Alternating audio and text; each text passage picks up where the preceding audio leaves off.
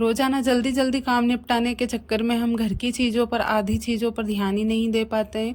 जैसे कि घर के बर्तन तो हम किचन से लेकर सारी चीज़ों की अच्छे से साफ़ सफाई करते हैं, लेकिन बर्तन पर बिल्कुल भी ध्यान नहीं देते। तो आज का व्लॉग आपके लिए बहुत ही काम का होने वाला है। तो आज मैं आपको बताऊंगी कि घर की कढ़ाई जो रहती है किचन की, तो उनमें खाना बनाते बनाते वो कढ़ाई अपने आप से ही काली होने लग जाती है। चाहे कितना भी घिसो लेकिन वो साफ़ नहीं होती है। तो आज मैं एकदम देसी नुस्खा बताऊंगी आपको, जिससे कि आपकी कढ़ाई 2-3 बार आप साफ़ करोगे उसमें आपकी कढ़ाई बिल्कुल चांदी की तरह चमकने लग जाएगी। तो ये 2 एल्यूमिनियम की कढ़ाई है जिनको मैं 2-4 दिन में 8 दिन में ऐसे ही साफ़ करती हूँ अपने देसी नुस्खों से। तो आज मैंने 2 सब्जी बनाई थी, एक लौंजी की और एक मूंग की दाल बनाई थी। तो आज मेरी दोनों कढ़ाई ख़राब हो गई थी, तो मैंने बाकी के सारे बर्तन तो झटपट से साफ़ कर लिए, लेकिन आज मैंने सोचा इन कढ़ाइयों को अच्छे से साफ़ करूँगी और साथ में तवे को भी। तो तवा भी हमारा एल्यूमिनियम का था, तो मैंने इनमें थोड़ा थोड़ा सरफ डाला, मतलब जो डिटर्जेंट पाउडर रहता है वो, क्योंकि ये ऑयल की थी और मैंने इनमें सब्जी बनाई थी। और थोड़ी थोड़ी जो राख रहती है, हमारे जो उपले रहते हैं, हम बाटी वगैरह सेकते हैं, तो उनकी जो राख मैं बचा कर रखती हूँ, एक पॉलीथीन में भर देती हूँ। तो बस थोड़ी सी वो डाली और एक कड़क पन्नी ली, कुछ भी नमक की पन्नी या कुछ भी कड़क पन्नी लेना है, और उससे अच्छे से जितना आप जोर लगा सकते हो हाथों का उतना जोर लगाकर अच्छे से साफ़ करना है। तो आपकी कढ़ाई बिल्कुल एकदम से नई जैसी हो जाएगी। मैं हमेशा अपनी कढ़ाई ऐसे ही साफ़ करती हूँ और ये एकदम देसी नुस्खा है। और अगर आप लोग ये सोच रहे हो कि आज के ज़माने में राख से कौन बर्तन साफ़ करता है, तो भाई हम तो राख से ही बर्तन साफ़ करती हूँ। मैं तो स्टील के हो या तांबे पीतल के बर्तन भी रहते हैं ना, तो उनको भी मैं हमेशा राख से ही साफ़ करती हूँ। इससे बहुत ही अच्छे से साफ़ हो जाते हैं और फालतू का खर्चा भी नहीं होता। नहीं तो बहुत सारे लोग ना बाज़ार से इतनी सारी चीज़ें लेकर आते हैं इनको साफ़ करने के लिए, लेकिन रिज़ल्ट फिर भी वो नहीं मिलता जो हम लोग राख से बर्तन साफ़ करते हैं। तो मैं तो आज के ज़माने में भी राख से ही बर्तन साफ़ करना पसंद करती हूँ। हमेशा मैं जब भी बाटी सेकती हूँ तो राख बचा कर रखती हूँ, और पीने का जो पानी जो बर्तन हम लोग भरते हैं तो वो भी मैं सारे राख से ही साफ़ करती हूँ, क्योंकि राख से ना स्मेल जो रहती है बर्तनों की वो भी ख़त्म हो जाती है। और ये कड़क पन्नी में हमेशा जहाँ पे बर्तन साफ़ करती हूँ वहीं पर रखती हूँ। तो मुझे जब भी 2-4 दिन में ज़रूरत लगती है तो मैं इसी से साफ़ करती हूँ। कड़क पन्नी, राख और थोड़ा सा डिटर्जेंट पाउडर रहता है जिसको हम गाँव में सोडा बोलते हैं। बस उसी से इतने अच्छे से बर्तन साफ़ हो जाते हैं, और कूचे से भी इतने अच्छे से साफ़ नहीं होते हैं, उससे ना बर्तनों में निशान पड़ते हैं और वो फिर धीरे धीरे बर्तन ख़राब होने लग जाते हैं। तो हमेशा ऐसे ही मांजती हूँ मैं बर्तन। तो देखिए दोनों कढ़ाई एकदम साफ़ हो गई, और ये कढ़ाई में कम से कम 5 से 6 साल पुरानी कढ़ाइयाँ हैं जिनको मैं यूज़ कर रही हूँ।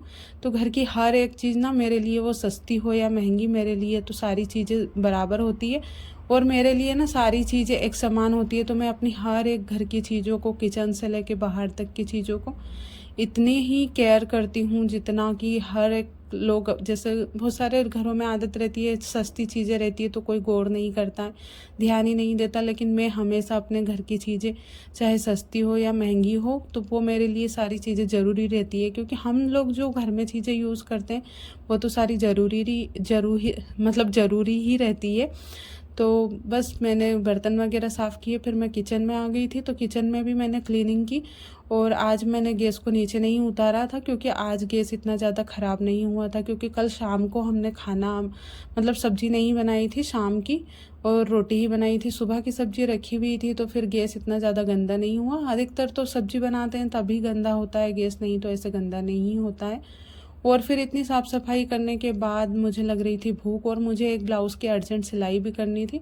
तो मैंने सोचा बाद में नहा कर आऊँगी, उससे पहले नाश्ता कर लेती हूँ और एक ब्लाउज़ सिल लूँगी। तो मैंने बस नाश्ता किया, और उसके बाद ब्लाउज़ मैंने कल ही शाम को काट कर रख दिया था। तो एक भाभी का था, अर्जेंट था, उनको जाना था कहीं शादी में। तो मैंने सोचा मैं बाद में नहाऊँगी, सबसे पहले इनका ब्लाउज़ तैयार करती हूँ, नहीं तो फिर बाद में यहाँ पे ना गर्मी लगने लग जाती है। यहाँ पर पंखा नहीं है और पूरे पसीने में हो जाती हूँ, तो इसलिए मैं आज नहाई भी नहीं थी। और वैसे सुबह के ज़्यादा टाइम नहीं हुआ था, अभी 9:30 पौने 10 ही बजे हुए थे। तो मैंने पूरा काम निपटाने के बाद फिर मैं सीधा सिलाई में लग गई थी। तो बस ब्लाउज़ कंप्लीट हो गया था, और ये अम्ब्रेला जो आस्तीन रहती है वो वाला ब्लाउज़ है। गले में थोड़ी सी डिज़ाइन भी बनवाई थी उन्होंने। अब इसमें मुझे मोती लगाने हैं और हुक टाँकने हैं, तो बाकी पूरा ब्लाउज़ कंप्लीट हो गया था।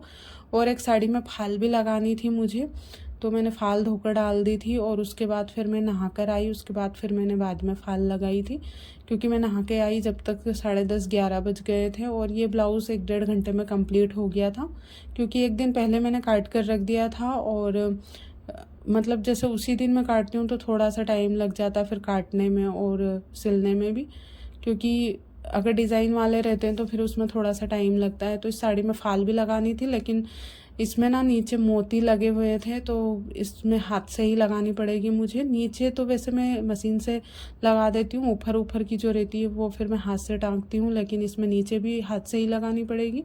इसमें मोती रहते हैं तो मशीन की सुई टूट जाती है, तो इस वजह से फिर मैंने इसमें ना हाथ से ही लगाई है फाल। तो मैं जो फाल रहती है उसके 20 रुपये चार्ज करती हूँ, मतलब जो एक साड़ी की फाल रहती है उसके 20 रुपये लेती हूँ। तो वैसे ज़्यादा टाइम नहीं लगता, क्योंकि नीचे नीचे तो मशीन से लग जाती है और ऊपर जो रहती है वो ही हाथ से लगानी रहती है। लेकिन इसमें मेरी थोड़ी सी मेहनत बढ़ गई थी और इसको हाथ से ही लगानी पड़ रही थी। और यहाँ पे कूलर मैंने चालू कर लिया था और उसके बाद टीवी भी चालू कर ली थी, क्योंकि मैं टीवी देखते अकेली रहती हूँ ना, तो मैं टीवी देखते देखते पूरे काम मेरे हो जाते हैं और काम का पता भी नहीं चलता, इतनी थकान मालूम नहीं पड़ती है।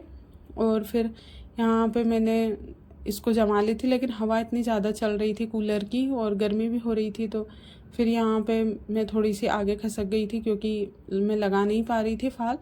और काफ़ी टाइम के बाद ना मैं ऐसे नीचे हाथ से टाँक रही हूँ, नहीं तो एक साइड की जो रहती है वो ही मैं लगाती हूँ और बाकी नीचे की तो मैं मशीन से ही टाँग देती हूँ। लेकिन इसमें मैंने पहले देखा नहीं था और मैंने उनकी ये साड़ी ले ली, लेकिन कोई बात नहीं, मैं हाथ से भी लगाती हूँ, क्योंकि पहले हाथ से ही लगाती थी। उसके बाद फिर फाल लगाने के बाद मैं थोड़ी देर आधा घंटा सो गई थी। उसके बाद फिर दोपहर में उठी तो मैंने चाय बनाई अपने लिए। और आज मैंने दूध थोड़ा ही बचाया था, ज़्यादा नहीं, क्योंकि सुबह ज़्यादा दूध बचा लेती हूँ तो फिर दोपहर के टाइम पे इतनी ज़्यादा चाय अच्छी नहीं लगती है, तो कम ही रहती है तो ठीक ठाक रहती है। और फिर मैंने चाय बना ली थी और यहाँ पे थोड़ी सी चाय फैल गई थी, तो मैंने थोड़ा सा पानी डालकर साफ़ किया। और फिर अभी आज भी मुझे शाम को सिर्फ रोटी बनानी थी, तो मैंने रोटी जल्दी ही बना ली थी। और बहुत तेज़ तेज़ हवा चल रही थी, लाइट भी नहीं थी। तो देखिए आज का मौसम हमारा शाम के टाइम पे बिल्कुल पानी जैसा हो रहा था, तो लेकिन छत पे बहुत अच्छा लग रहा था, हवा चल रही थी और मौसम ऐसा हो रहा था, ठंडा ठंडा सा मौसम हो गया था पूरा। तो उम्मीद करती हूँ कि आज का व्लॉग आपको पसंद आया होगा। अगर पसंद आया हो तो प्लीज़ चैनल को सब्सक्राइब कर दीजिएगा, अगर नए हो तो, और पुराने हो तो लाइक ज़रूर कीजिएगा और कमेंट भी कीजिएगा कि आज का व्लॉग